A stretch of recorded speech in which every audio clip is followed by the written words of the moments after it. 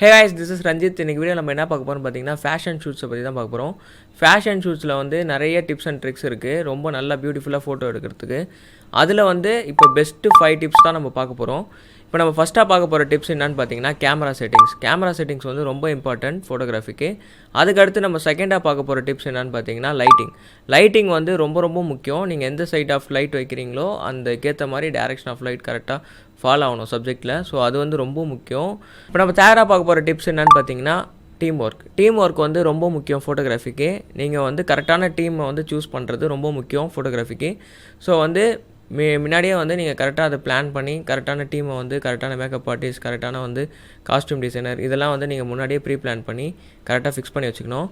இது உங்களோட ப்ராசஸில் ரொம்ப உங்கள் ஃபோட்டோகிராஃபியை இம்ப்ரூவ் பண்ணுறதுக்கு ஒரு முக்கியமான விஷயம் இந்த டீம் ஒர்க். ஃபோர்த்தாக பார்க்கக்கூடிய விஷயம் என்னென்னு பார்த்தீங்கன்னா போஸ்ட் ப்ராசஸிங் ரொம்ப முக்கியம் ஃபோட்டோகிராஃபிக்கு.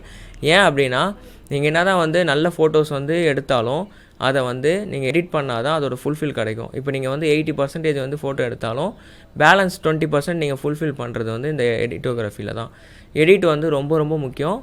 நீங்கள் ஃபோட்டோஷாப் யூஸ் பண்ணலாம், லைட் ரூம் யூஸ் பண்ணலாம். ஸோ அதை வச்சு நீங்கள் கலர் கரெக்ஷன் கரெக்டாக பண்ணி அதுலேருந்து அந்த அவுட் எடுக்கும்போது உங்களுக்கு பிக்சர் பார்க்க ரொம்ப சூப்பராக வந்திருக்கும்.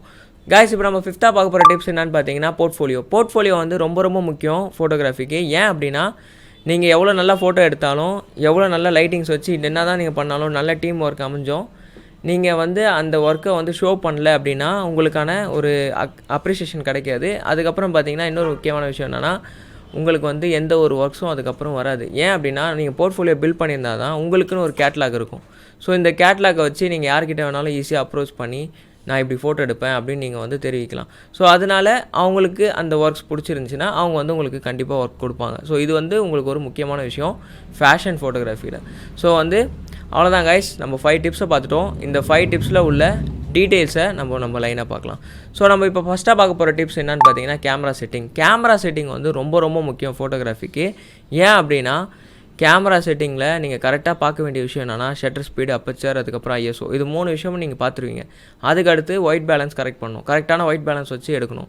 ஏன் அப்படின்னா நீங்கள் ஒரு வேளை நீங்கள் கெல்வின் சரியாக வைக்கல, ஒரு 5000 ரேஞ்சுக்கு மேலே வச்சுட்டீங்க அப்படின்ற மாதிரி இருக்குது, சுச்சுவேஷனுக்கு ஏற்ற மாதிரி நீங்கள் கெல்வின் செட் பண்ணலன்னா உங்கள் ஃபோட்டோ கொஞ்சம் வார்மாக தெரியலாம், கொஞ்சம் ப்ளூவாக தெரியலாம், சம்டைம்ஸ் மெஜந்தா ஏறலாம், சம்டைம்ஸ் க்ரீன் ஏறலாம். ஸோ இந்த மாதிரி அதை கரெக்டான ஒயிட் பேலன்ஸ் பண்ணலன்னா நீங்கள் ஃபோட்டோ பார்க்குறதுக்கு கரெக்டான கலரிங்கில் தெரியாது. அதுக்கப்புறம் இன்னொரு முக்கியமான விஷயம் என்னென்னு பார்த்தீங்கன்னா ஃபேஷன் ஃபோட்டோகிராஃபி இது ரொம்ப முக்கியம். ராவில் எடுக்கிறது. ஏன் எடுக்கணும் அப்படின்னு கேட்டால் வெட்டிங்ஸ் வேறு கதை. வெட்டிங்ஸில் நீங்கள் ஜேபிஜியில் தான் ஷூட் பண்ணி ஆகணும். ஏன்னா ஃபைல் சைஸ் அதிகமாக இருக்கனால ரா மினிமம் பார்த்தீங்கன்னா 25 MBக்கு மேலே போகும் ஃபைல் சைஸ். இதே ஜேபிஜியில் பார்த்தீங்கன்னா 11 MB, அதுக்கப்புறம் மேக்ஸிமமே 11 MB தான் எனக்கு தெரிஞ்சிருக்கும்.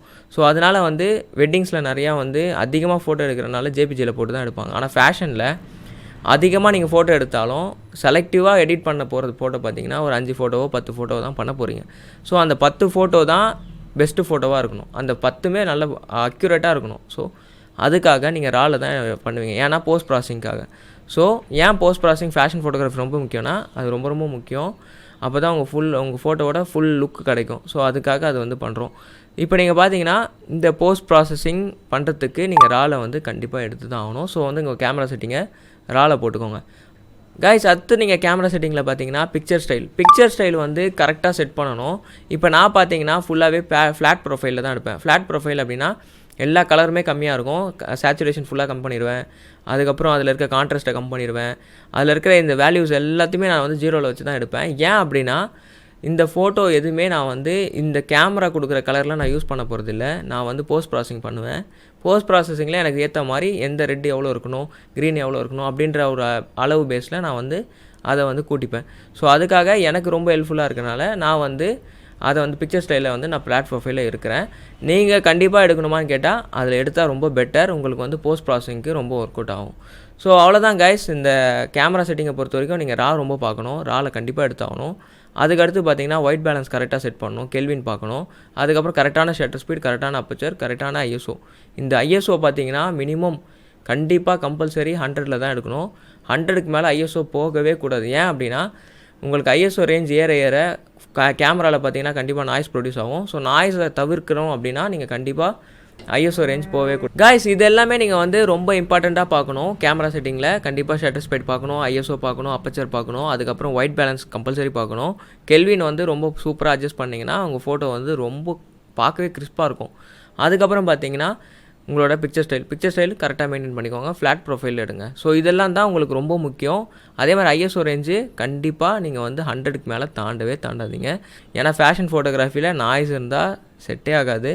ஏன் அப்படின்னா நாய்ஸ் லெவல் அதிகமாக கூட உங்கள் போஸ்ட் ப்ராசஸிங்லலாம் நீங்கள் கரெக்ட் பண்ணவே முடியாது. நாய்ஸை வந்து கரெக்ட் பண்ணுற மாதிரி எந்த சாஃப்ட்வேரும் இன்ன வரைக்கும் நான் பார்க்கல. ஸோ அதுக்காக நாய்ஸ் வந்து இல்லாத ஒரே அவாய்ட் பண்ணுறதுக்கு ஐஎஸ்ஓவை கம்மி லீஸ்ட் அமௌண்ட்டில் வச்சு எடுத்துக்கோங்க. அது எப்படி காம்பன்சேட் பண்ணலாம், லைட்டிங் வச்சு காம்பன்சேட் பண்ணலாம். ஸோ அவ்வளோதான் கைஸ், இந்த கேமரா செட்டிங்கை பொறுத்த வரைக்கும். நம்ம அடுத்த டிப்ஸ் மூவ் ஆகலாம். அடுத்ததாக நம்ம பார்க்க போகிற டிப்ஸ் என்னன்னு பார்த்தீங்கன்னா லைட்டிங் வந்து ரொம்ப ரொம்ப முக்கியம் ஃபோட்டோகிராஃபிக்கு. ஏன் அப்படின்னா லைட்டிங் வந்து கரெக்டாக நீங்கள் வைக்கல அப்படின்னா சப்ஜெக்ட்டுக்கு அந்த லைட்டு கொஞ்சம் ஏடாகூடமாக ஆகிடுச்சுன்னா கூட கரெக்டாக ஃபேஸில் ஃபில் ஆகாது, கொஞ்சம் சைடில் ஃபில் ஆகும். ஸோ இந்த மாதிரி லைட் மேனேஜ்மெண்ட்டு ரொம்ப ரொம்ப முக்கியம். லைட்டில் பார்த்தீங்கன்னா நிறைய வேரியேஷன் டைப்ஸ் இருக்குது. அதாவது பட்டர்ஃப்ளை லைட்டிங்னு சொல்கிறாங்க, அதுக்கப்புறம் ஸ்ப்ளிட் லைட்டிங் சொல்கிறாங்க. ஸ்ப்ளிட் லைட்டிங்னா ஒரு பக்கம் பாதி மட்டும் லைட்ஸ் இருக்கும், இந்த பக்கம் வந்து டார்க்காக இருக்கும். ஸோ ஸ்ப்ளிட் லைட்டிங் அது சொல்கிறாங்க. அதுக்கப்புறம் பார்த்தீங்கன்னா நீங்கள் கலர் ஜெல்ஸ் நிறைய யூஸ் பண்ணுவீங்க. அதாவது கலர்ஃபுல்லாக எடுக்கணும் போர்ட்ரேட் அப்படின்னும் போது அதில் வந்து கலர் ஜெல்ஸ் அந்த மாதிரி டைப்ஸ் நிறைய விற்கிது. ஸோ அதை போட்டிங்கன்னா உங்கள் லைட்டிங் வந்து கலர்ஃபுல்லாக மாறிடும். ஸோ அந்த மாதிரி எடுக்கிறது, கிரிட்டு போட்டு எடுக்கிறது, இந்த மாதிரி லைட் மாடிஃபையர்ஸ்லாம் நிறையா இருக்குது. அதே மாதிரி கிரிட்டுன்றது வந்து உங்கள் லைட் இன்டென்சிட்டி இப்போ ஸ்ப்ரெட் ஆகிற லைட்டை வந்து கொஞ்சம் சுருக்கி ஃபில் பண்ணும். ஸோ இது வந்து கிரிட்டு வந்து ரொம்ப சூப்பராக இருக்கும். பேக்ரவுண்ட்லலாம் நீங்கள் ஃபில்லே வேணாம் அப்படின்னு எதிர்பார்த்தா இந்த கிரிட் யூஸ் பண்ணிக்கலாம். அதே மாதிரி பார்த்தீங்கன்னா பியூட்டி டிஷ் அப்படின்னு ஒன்று இருக்குது. பியூட்டி டிஷ்லாம் பார்த்தீங்கன்னா அது ஒரு மாடிஃபையர். அந்த மாடிஃபையர் பார்த்தீங்கன்னா உங்கள் லைட்டை வந்து ரொம்ப ஹார்ட் லைட்டாக ப்ரொடியூஸ் பண்ணும். சாஃப்ட் லைட்டுன்னு ஒன்று இருக்குது, ஹார்ட் லைட்டுன்னு ஒன்று இருக்குது. இப்போ சாஃப்ட் பாக்ஸ் பேஸ்லாம் பார்த்தீங்கன்னா ரொம்ப சாஃப்டாக லைட் ப்ரொடியூஸ் பண்ணும். இதே நீங்கள் வந்து பியூட்டி டிஷ்லாம் பார்த்தீங்கன்னா ஹார்டாக லைட் ப்ரொடியூஸ் பண்ணும். ஸோ இந்த மாதிரி 2 பேலன்ஸ் இருக்குது. இந்த மாதிரி உங்களுக்கு உங்கள் டைப் ஆஃப் ஷூட் என்ன அப்படின்னு தெரிஞ்சுக்கிட்டு அதுக்கேற்ற லைட்டை வந்து நீங்கள் வந்து செட் பண்ணி எடுக்கணும். இப்போ நீங்கள் கிரிட்டு தேவைப்பட்டால் நீங்கள் கிரிட்டு யூஸ் பண்ணணும். அப்படி கிரிட்டு தேவைப்படல, நான் சாஃப்ட் போர்ட்ரேட் தான் எடுக்கிறேன் அப்படின்னா நீங்கள் சாஃப்ட் பாக்ஸ் போட்டு எடுக்கலாம். அம்பர்லா யூஸ் பண்ணியும் எடுக்கலாம். அம்பர்லா வந்து டோட்டலாக ஏரியா ஃபுல்லாக கவர் ஆகும், ஏரியா ஃபுல்லாக ஸ்பில் பண்ணும். ஸோ இந்த லைட்டிங் மட்டுமே நம்ம தனியாக ஒரு வீடியோவில் பார்க்கலாம். லைட்டை பற்றி நிறைய மேட்டர் இருக்குது. ஆனால் இப்போ இந்த வீடியோவில் வந்து ஃபேஷன் ஃபோட்டோகிராஃபியை பற்றி தான் நம்ம சொல்கிறோம். ஸோ அதுக்கேற்ற மாதிரி இப்போ நம்ம வந்து சொல்கிறோம் உங்களுக்கு. லைட்டிங் வந்து இவ்வளோ மேட்டர் இருக்குது, இது ரொம்ப இம்பார்ட்டன்ட். அதே மாதிரி லைட்டிங் வந்து பார்த்தீங்கன்னா இப்போ ஒரு அசிஸ்டண்ட் வந்து நீங்கள் வச்சுக்கோங்க லைட் அட்ஜஸ்ட் பண்ணுறதுக்கு. நீங்களே ஃபோட்டோ எடுத்துகிட்டு நீங்களே போய் லைட் அட்ஜஸ்ட் பண்ணாதீங்க. ஏன்னா ஃப்ரேம் நீங்கள் வச்சுட்டு இருப்பீங்க, அந்த டைமில் வந்து லைட்டை வந்து கொஞ்சம் திருப்பி வைக்கணும், அதெல்லாம் தேவைப்படும். ஸோ அதனால் ஒரு லைட் அட்ஜஸ்ட் பண்ணுறதுக்கு ஒரு ஆள் வச்சுக்கோங்க. காய்ஸ், இப்போ நம்ம தேடாக பார்க்க போகிற டிப்ஸ் என்னன்னு பார்த்தீங்கன்னா டீம் ஒர்க் வந்து ரொம்ப ரொம்ப முக்கியம் ஃபோட்டோகிராஃபிக்கு. ஏன் அப்படின்னா நல்ல டீம் அமைஞ்சால் உங்களுக்கு வந்து ஒரு 80% ஒர்க்ஸ் வந்து ஈஸியாக முடிஞ்சிடும். இப்போ நீங்கள் வந்து கரெக்டான டீமை வந்து நீங்கள் சூஸ் பண்ணணும் பிஃபோரே. ஏன் அப்படின்னா ஒரு மாடலை பார்க்கணும், அதுக்கப்புறம் நல்ல மாடலாக சூஸ் பண்ணணும், நல்லா போஸ்ட் பண்ண தெரிஞ்சிருக்கணும் உங்களுக்கு. அதே மாதிரி ஒரு மேக்கப் ஆர்டிஸ்ட்டை நீங்கள் சூஸ் பண்ணிங்கன்னா அவங்க வந்து என்ன மாதிரி டைப் ஆஃப் மேக்கப் போடுறாங்க அப்படின்றத நீங்கள் வாட்ச் பண்ணணும். இன்கேஸ் அவங்க ஓவர் டூப் மேக்கப் போட்டாலும் உங்களுக்கு பிரச்சனை. அதே மாதிரி ஒரு உங்களுக்கு சட்டிலான உங்கள் லுக்குக்கு ஏற்ற மாதிரி நீங்கள் ஒரு விஷன் வச்சுருப்பீங்க, அந்த விஷனுக்கு ஏற்ற மாதிரி மேக்கப் பண்ணுற மாதிரி ஒரு ஆர்டிஸ்ட்டை நீங்கள் தேடணும். ஸோ அதுக்கடுத்து வந்து காஸ்ட்யூம் வந்து நிறைய டைப்ஸ் ஆஃப் காஸ்ட்யூம் இருக்குது. நீங்கள் என்ன மாதிரி ஷூட் பிளான் பண்ணுறீங்களோ அதுக்கேற்ற காஸ்ட்யூமை வந்து நீங்கள் சூஸ் பண்ணணும். இன்கேஸ் நீங்கள் வந்து ஒரு வெஸ்டர்ன் டைப்பில் நீங்கள் பண்ணிங்கன்னா வெஸ்டர்னில் என்ன மாதிரி லுக்ஸ்லாம் இருக்குது, என்ன கலெக்ஷன் நியூவாக வந்திருக்கு. ஸோ இந்த மாதிரிலாம் நீங்கள் நிறைய கலெக்ஷன் பார்த்து அதுக்கேற்ற மாதிரி நீங்கள் சூஸ் பண்ணி யூஸ் பண்ணணும் உங்கள் ஷூட்டில். இந்த மாதிரி ஆடியன்ஸை பொறுத்த வரைக்கும் ஒரு டிஃப்ரெண்ட் லுக்குக்கு டிஃப்ரெண்ட் அப்ரோச்சுக்கு கண்டிப்பாக வந்து அப்ரிஷியேஷன் இருக்கும் ஆடியன்ஸ் சைடில். நீங்கள் வந்து இப்போ நீங்கள் ஏற்கனவே பண்ண நிறைய ஃபோட்டோகிராஃபர்ஸை பார்த்தே நீங்கள் வந்து பண்ணிகிட்டே இருந்தீங்கன்னா உங்களுக்கு வந்து அது எல்லாருமே பார்த்த மாதிரியே ஒரு விஷயமா இருக்கும். ஸோ அதனால் உங்களது வந்து ஒரு யூனிக் ஸ்டைலில் இருக்காது. ஸோ அதனால் காஸ்ட்யூம் வேறு மாதிரி யூனிக்காக நீங்கள் ஏதாவது ஒரு ஸ்டைல் ட்ரை பண்ணிங்கன்னா ரொம்ப நல்லா ஒர்க் அவுட் ஆகும். ஏன் அப்படின்னா ஃபேஷன் ஃபோட்டோகிராஃபி ஃபுல்லாக பார்த்தீங்கன்னா ஃபேஷன் ரிலேட்டட் தான். ஸோ அந்த ஃபேஷனை நம்ம நல்லா காட்டணும், அவங்களோட காஸ்ட்யூமை நல்லா காட்டணும், அவங்க போடுற மேக்கப் நல்லா காட்டணும். அதுக்கப்புறம் அதில் இருக்கிற மேட்டர்லாம் உங்களுக்கு நீங்கள் கரெக்டாக அந்த டீட்டெயிலாக வந்து நீங்கள் வந்து ப்ரொஜெக்ட் பண்ணணும். ஸோ அதுக்கு டீம் வந்து நல்லா அமையணும், நல்லா போடக்கூடிய ஆர்டிஸ்ட்டாக நீங்கள் தேர்ந்தெடுக்கணும். இது ரொம்ப முக்கியம். இதுதான் ஒரு டீமோட வேலை. ஸோ அதே மாதிரி ஒரு நல்ல உங்களுக்குன்னு ஒரு அசிஸ்டண்ட் வச்சுக்கோங்க லைட்டிங் அட்ஜஸ்ட் பண்ணுறதுக்கு. ஸோ உங்களோட டீம் கோஆர்டினேஷனும் ரொம்ப நல்லா இருக்கணும். ஃபோட்டோகிராஃபி சைடு அண்ணனை எவனாவது அடிக்க வந்தா அவன் கையை எடுக்கிற முதல் ஆள் நான் முன்னாடி போகாம அவர் யாரா போவா? நீயாவது கையை தான் எடுப்பேன், ஆனா நான் அவருக்கு உயிரே கொடுப்பேன். இவ்வளவு நாளா எங்கடா இருந்தீங்க? மேக்கப் சைடு, அதுக்கப்புறம் காஸ்டியூம் சைடு, இது 3 நல்லா இருக்கணும். அதே மாதிரி நல்ல ஒரு ஸ்டூடியோ, ஓகேவா, அது ரொம்ப முக்கியம். ஸோ இதெல்லாமே தான் ஒரு டீம். இந்த டீம் நல்லா அமைஞ்சிச்சுன்னா நீங்கள் வந்து ஃபேஷனில் அடுத்த கட்டத்துக்கு போகலாம். ஸோ அவ்வளோதான் கைஸ். இப்போ நம்ம வந்து டீம் ஒர்க்கை பற்றி பார்த்துட்டோம். இப்போ நம்ம அடுத்தா பார்க்க போகிற டிப்ஸ் என்னன்னு பார்த்தீங்கன்னா போஸ்ட் ப்ராசஸிங். போஸ்ட் ப்ராசஸிங்கை பொறுத்த வரைக்கும், இப்போ போஸ்ட் ப்ராசஸிங்கை பொறுத்து நான் ஈஸியாக சொல்லணுன்னா, நீங்கள் வந்து போஸ்ட்டில் பண்ணக்கூடிய ஒர்க், போஸ்ட்டுன்றது வந்து அது வந்து நீங்கள் ப்ரீ ஒர்க்குன்னு ஒன்று இருக்குது. ப்ரீ ஒர்க்குன்றது வந்து கேமரா, லைட்டிங், நீங்கள் முன்னாடி பண்ணக்கூடிய வேலைகள், ஓகேவா, இது எல்லாமே ப்ரீ ஒர்க் தான். மேக்கப் பண்ணுறது, ஸோ இது காஸ்டியூம் எல்லாமே ப்ரீ ப்ரொடக்ஷன், ஓகேவா. போஸ்ட் ப்ரொடக்ஷன் அப்படின்றது என்னென்னா, நீங்கள் ஃபோட்டோ எடுத்துட்டீங்க, எல்லாமே பண்ணிட்டீங்க, அந்த ஃபைல் வந்து இருக்குது பார்த்தீங்களா, அந்த ஃபைலை எடுத்து எடிட் பண்ணுறதுக்குன்னு ஒரு ப்ராசஸ் இருக்குது. ஸோ அதை எடிட் பண்ணுவீங்க. அந்த எடிட் பண்ணும்போது தான் அதுதான் போஸ்ட் ப்ராசஸிங். அந்த போஸ்ட் ஒர்க்கில் பண்ணக்கூடிய விஷயம் தான் இந்த போஸ்ட் ப்ராசஸிங். அதில் வந்து நீங்கள் யூஸ் பண்ண சாஃப்ட்வேர்லாம் என்னென்னு பார்த்தீங்கன்னா, அடோப் ஃபோட்டோஷாப்பு, லைட் ரூம், இது ரெண்டுமே ரொம்ப கீ சாஃப்ட்வேரு நீங்கள் ஃபோட்டோ எடிட் பண்ணுறதுக்கு. ஃபோட்டோவை ரொம்ப சூப்பராக எடிட் பண்ணோன்னா நீங்கள் பிசி கண்டிப்பாக வேணும். ஒரு நல்ல பிசி வந்து நீங்கள் கண்டிப்பாக வாங்கிக்கோங்க. மினிமம் பிசி எவ்வளோ இருக்கணும் இந்த மாதிரி ஃபோட்டோ நல்லா எடிட் பண்ணணும் அப்படின்னா 1 lakhல வாங்கினீங்கன்னா ரொம்ப சூப்பராக நல்லாயிருக்கும். அதை விட பட்ஜெட் செக்மெண்ட்லேயும் வாங்கலாம். பட் உங்களுக்கு வந்து பொறுமை இருந்தால் ஓகே. பொறுமை இல்லை அப்படின்னா நீங்கள் கண்டிப்பாக அதிகமாக காசு கொடுத்து தான் வாங்கணும். ஏன் அப்படின்னா நீங்கள் ஒவ்வொரு அப்ளிகேஷன் ஓப்பன் பண்ணும்போது ரொம்ப ஸ்லோவாக இருக்கும். ஸோ ஹேங்கிங் ப்ராப்ளம் இருக்கும்.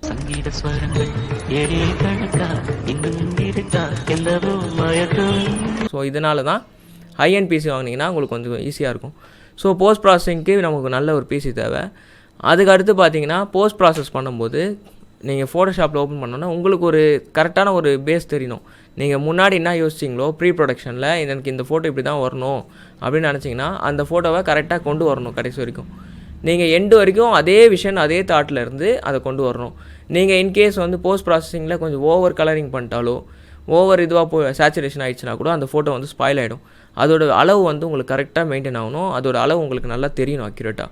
ஸோ இது எப்படி வரும் அப்படின்னு கேட்டால், நிச்சயமாக உங்களுக்கு வந்து நிறைய இயர்ஸ் வந்து இதில் உங்களுக்கு எக்ஸ்பீரியன்ஸ் கிடைக்கணும். அதாவது நீங்கள் நிறைய ஃபோட்டோ எடிட் பண்ணியிருக்கணும். மினிமம் பார்த்தீங்கன்னா ஒரு 1000 ஃபோட்டோ என்னை பொறுத்த வரைக்கும் எனஃப். அது வரைக்கும் நீங்கள் பண்ணிங்கன்னா உங்களுக்கு நல்ல நாலேஜ் கிடைக்கும் இந்த போஸ்ட் ப்ராசஸிங்கில். அவ்வளோ ஃபோட்டோ நீங்கள் எடிட் பண்ணி வந்தால் தான் ஒரு எக்ஸ்பீரியன்ஸ் கெயின் ஆகும்.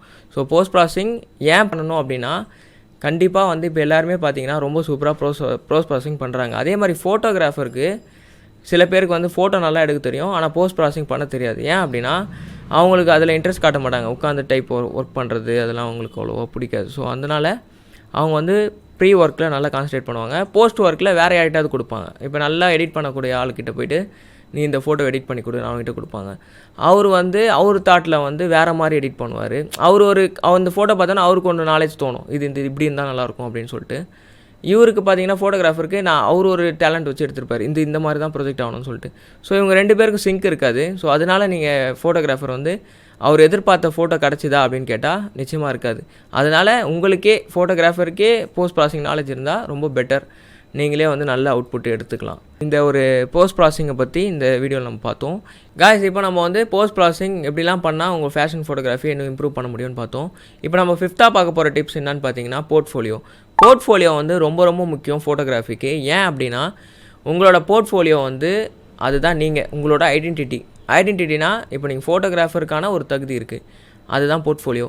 அது என்னன்னா உங்களோட கேட்லாக்னால் நீங்கள் என்னெல்லாம் ஃபோட்டோ எடுத்திருக்கீங்க, எப்படிலாம் ஃபோட்டோ எடுப்பீங்க. இப்போ நீங்கள் வந்து ஃபேஷன் ஃபோட்டோகிராஃபராக இருக்கீங்க அப்படின்னா ஃபேஷன் ரிலேட்டடாக உங்களோட கண்டென்ட் இருக்கணும். நீங்கள் வந்து நேச்சுரல் ஃபோட்டோகிராஃபி எடுத்து, அதுக்கப்புறம் ஃபேஷனில் கொஞ்சம் எடுத்து, போர்ட்ரேட்டில் கொஞ்சம் எடுத்து, இப்படி உங்கள் கேட்லாக் வச்சுருந்தீங்கன்னா உங்களோட ஒர்க்கு வந்து எல்லாமே கலந்து இருக்கும். ஒழியோ உங்களுக்குன்னு ஒரு ப்ரொஜெக்ஷன் இதுதான் அப்படின்ற மாதிரி இருக்காது, ஒரு ஸ்பெசிஃபைடாக ஒன்று இருக்காது. நீங்கள் வந்து அதில் ரொம்ப தெளிவாக இருக்கணும். நீங்கள் ஃபேஷன் சூஸ் பண்ணிட்டீங்க அப்படின்னா உங்களோட கேட்டகரி ஃபேஷன் ஃபோட்டோகிராஃபி. ஸோ அதில் தான் நீங்கள் வந்து கான்சன்ட்ரேட் பண்ணணும். நீங்கள் போய்ட்டு நேச்சுரல் பண்ணுறது இதெல்லாம் பண்ணுங்கள். பட் இதுக்கு தனியாக ஒரு கேட்லாக் வச்சுக்கோங்க. இதுக்கு ஒரு தனியாக ஒரு இன்ஸ்டாகிராம் ப்ரொஃபைல் தனியாக மெயின்டைன் பண்ணுங்கள். இதுக்கு ஃபேஷனுக்கு தனியாக மெயின்டைன் பண்ணுங்கள். ஃபேஷன் ரிலேட்டட் தான் அதில் ஃபுல்லாக இருக்கணும். இப்போ நீங்கள் போய்ட்டு ஒரு ஃபேஷன் ஏதோ ஒன்று அப்ரோச் பண்ணுறீங்க, ஒரு ஷோரூம் அப்ரோச் பண்ணுறீங்க. இப்போ ஒரு பீட்டர் இங்கிலாண்ட்லாம் இருக்குதுன்னா அவங்களுக்கு வந்து காஸ்டியூம் பேஸ் வந்து ரொம்ப தேவை. அவங்க நிறைய ஃபேஷன் ஷூட்ஸ்லாம் பண்ணுவாங்க. ஸோ இப்போ அவங்ககிட்ட போய்ட்டு நீங்கள் வந்து அப்ரோச் பண்ணுறீங்க, இந்த மாதிரி எனக்கு வந்து நான் இந்த மாதிரி ஃபோட்டோ எடுத்திருக்கேன், இது என்னோடய கேட்லாக் நீங்கள் பாருங்கள் அப்படின்னு சொல்லிட்டு உங்களோட இன்ஸ்டாகிராம் ப்ரொஃபைல் காட்டும் போது அதில் வந்து எல்லாமே மிக்ஸ்டாக இருந்துச்சுன்னா அவங்களுக்கு அது தேவையில்லை, அவங்களுக்கு தேவை ஃபேஷன் மட்டும்தான். ஸோ அந்த கண்டென்ட் தான் அவங்க இருக்கணும்னு எதிர்பார்ப்பாங்க. நீங்கள் அது வந்து கரெக்டாக தெளிவாக வச்சுருந்தீங்கன்னா அந்த கேட்லாக்கை, அதாவது உங்களோட இன்ஸ்டாகிராம்லேயோ எதுலேயோ ஒரு போர்ட்ஃபோலியோ வச்சுருந்தீங்கன்னா அதை காட்டும் போது அவங்க ஸ்வைப் பண்ணி பார்க்கும்போது அது நல்லா இருந்துச்சு, அவங்களுக்கு பிடிச்சிருந்துச்சி அப்படின்னா உங்களுக்கு கண்டிப்பாக ஜாப் கிடைக்கும். ஸோ இதுதான் வந்து ரொம்ப முக்கியம். போர்ட்ஃபோலியோ வச்சு தான் நம்மளோட ஒர்க்கை நியமிக்க முடியும். ஏன் அப்படின்னா நீங்கள் கரெக்டான போர்ட்ஃபோலியோவில் கரெக்டாக தெளிவாக இருக்கும்போது உங்களுக்கு வந்து அந்த ஒர்க்லேயே நிறைய அப்ரோச் வரும். இப்போ நீங்கள் சேம் ஃபார் எக்ஸாம்பிள் வந்து நீங்கள் வந்து ஒரு இன்ஸ்டாகிராமில் ஒரு ப்ரொஃபைல் வந்து மெயின்டைன் பண்ணுறீங்க, ஒரு கேட்லாக் வச்சுருக்கீங்க, ஒரு இன்ஸ்டா ஐடி வச்சுருக்கீங்க, அதில் நிறையா போஸ்ட் பண்ணிட்டே வரீங்கன்னா அது ஒரு டைப் ஆஃப் போர்ட்ஃபோலியோ. ஸோ இந்த மாதிரி போர்ட்ஃபோலியோ வந்து பார்த்திங்கன்னா சோஷியல் மீடியாவில் நிறையா இருக்குது. ஃபேஸ்புக்கில் வைக்கலாம், இன்ஸ்டாகிராமில் வைக்கலாம், அதுக்கப்புறம் வந்து வாட்ஸ்அப்பில் கூட வச்சுக்கலாம். பிஸ்னஸ் அக்கௌண்ட்டில் அது ஒரு போர்ட்ஃபோலியோ மெயின்டைன் பண்ணலாம். அதுக்கடுத்து பார்த்தீங்கன்னா பிகான்ஸ்னு ஒரு சைட் இருக்குது. இது வந்து ரொம்ப முக்கியம், நிறைய பேருக்கு தெரியாதுன்னு நினைக்கிறேன். பிகான்ஸ்ன்றது வந்து அடோப் பிகான்ஸ் அப்படின்னு ஒரு சைட் இருக்குது, வெப்சைட் இருக்குது. அது நீங்கள் ஜஸ்ட் லாகின் பண்ணி கூட பாருங்கள். அதில் வந்து பார்த்திங்கன்னா நிறைய க்ரியேட்டரோட ஒர்க் மட்டும் அப்லோட் பண்ணுறதுக்கான ஒரு சைட்டு தான் அது. அது ஒன்லி போர்ட்ஃபோலியோ மெயின்டெனன்ஸ்க்கு மட்டும்தான். இப்போ நீங்கள் இன்ஸ்டாகிராம்லலாம் அப்லோட் பண்ணிங்கன்னா வெறும் 1 MBயில் வந்து உங்களுக்கு ஃபோட்டோ அப்லோட் ஆகும். அதுக்கு மேலே எக்ஸஸாக இருக்கிறதெல்லாம் அது கன்வெர்ட் பண்ணிடும். இப்போ நீங்கள் 20 MB ஃபைலை தூக்கி நீங்கள் அப்லோட் பண்ணாலும் அது வந்து 1 MBயாக கன்வெர்ட் பண்ணி கம்ப்ரஸ் பண்ணி அந்த ஃபோட்டோ வந்து குவாலிட்டியை ஸ்பாயில் பண்ணிடும். ஸோ இதனால தான் இன்ஸ்டாகிராம் வந்து அவ்வளோ ஒர்க் அவுட் ஆகாது. நீங்கள் வந்து பிகான்ஸ் சைட்டில் ஓப்பன் பண்ணுங்கள். பிகான்ஸில் வந்து நீங்கள் 20 MB ஓப்பன் பண்ணாலும் 20 MB ஃபைலாக இருந்தாலும் அதில் அப்லோட் பண்ண முடியும். ஸோ இது வந்து ரொம்ப முக்கியம். நீங்கள் வந்து பிகான்ஸில் அப்லோட் பண்ண கற்றுக்கோங்க. ஸோ அவ்வளோதான் கைஸ் இந்த வீடியோ. ஸோ இந்த வீடியோ பிடிச்சிருந்தா நீங்கள் வந்து சப்ஸ்கிரைப் பண்ணி வச்சுக்கோங்க. இன்னும் நிறைய வீடியோஸ் வரப்போகுது டியூட்டோரியல் ரிலேட்டடு. அதுக்கப்புறம் லைக் பண்ணிக்கோங்க. உங்கள் ஃப்ரெண்ட்ஸ் ஃபோட்டோகிராஃபி பண்ணுற யாராவது இருந்தாங்கன்னா அவங்களுக்கு வந்து இந்த வீடியோ ஷேர் பண்ணுங்கள். ரொம்ப யூஸ்ஃபுல்லாக இருக்கும் உங்களுக்கு. ஸோ அவ்வளோதான் கைஸ், நெக்ஸ்ட் வீடியோவில் மீட் பண்ணலாம். பாய்.